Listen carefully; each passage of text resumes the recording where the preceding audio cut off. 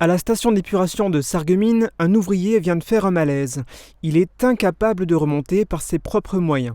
Les sapeurs-pompiers doivent mettre en place un lot de sauvetage pour permettre au secours de descendre à hauteur de la victime, puis pour réussir à la faire remonter en parfaite sécurité. Il s'agit simplement d'un exercice destiné à évaluer les aptitudes des stagiaires qui souhaitent devenir chefs d'agrès tout engin. Il leur faut un minimum d'expérience pour participer à cette formation, 7 à 8 années d'engagement en tant que sapeur-pompier volontaire. Il faut avoir déjà de l'expérience parce que voilà, on va quand même gérer des hommes, on va gérer de l'humain, ça peut vite prendre des proportions.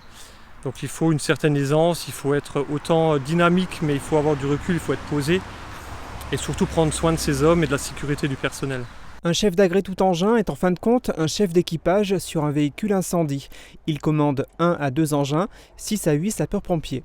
Ils sont 12 stagiaires à vouloir occuper cette fonction. Ils viennent de tout le département et si cette formation se déroule à Sarreguemines, ce n'est pas un hasard. Notamment pour la diversité des sites de manœuvre. On est sur Sarreguemines aujourd'hui, on a été sur Sarralbe dernièrement. Et donc l'ensemble des sites, on a également l'accès à l'école avec le plateau pédagogique et les formateurs sur place qui permettent d'accueillir les stagiaires dans les meilleures conditions. Pendant 2 semaines, les stagiaires ont été confrontés à une 50aine de mises en situation pratiques. Des feux de cave, des feux dans des ERP, des accidents du LM, des secours dans des milieux en excavation, des accidents de la route, des feux d'hiver ou encore des interventions sur le site pétrochimique de Sarralbe. C'est une formation très active, on nous demande vraiment de mobiliser l'ensemble de nos connaissances de sapeurs-pompiers et très intéressante, enrichissante et qui demande quand même beaucoup d'engagement. Ils ont au minimum 3 mises en situation professionnelle. D'accord, il faut qu'ils les valident, il faut qu'ils remplissent un certain nombre de critères pour pouvoir prétendre à cette fonction. C'est vraiment, on va rechercher vraiment, on va pinailler pour que au bout de ces 15 jours, ils ressortent avec des bagages et puis surtout une certaine aisance, même si l'aisance se fait avec du recul et surtout de l'expérience.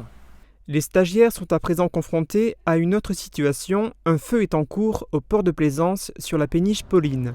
Il ne s'agit encore que d'un exercice. Voici la manière dont les sapeurs-pompiers ont procédé pour éteindre ce faux sinistre. Ils se sont tout d'abord entretenus avec un témoin. Le propriétaire du bateau qui nous a expliqué d'où sortait la fumée, où ça a commencé. Donc j'ai envoyé une équipe rechercher le sinistre et donc ils l'ont éteint. Et aucune victime à déplorer.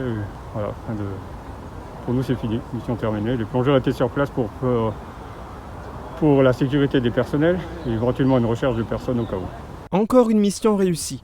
On a une bonne équipe là. Ils sont volontaires, ils sont impliqués, ils sont à la recherche d'informations. Donc on est plutôt satisfait de notre équipe là. Suite à cette formation, de nombreux stagiaires devraient donc devenir chefs d'agrès tout engin. S'ils en ont l'envie et les compétences, ils pourraient ensuite devenir chefs de groupe et commander jusqu'à 4 engins. Une autre fonction existe encore au-dessus de chef de groupe, à savoir chef de colonne.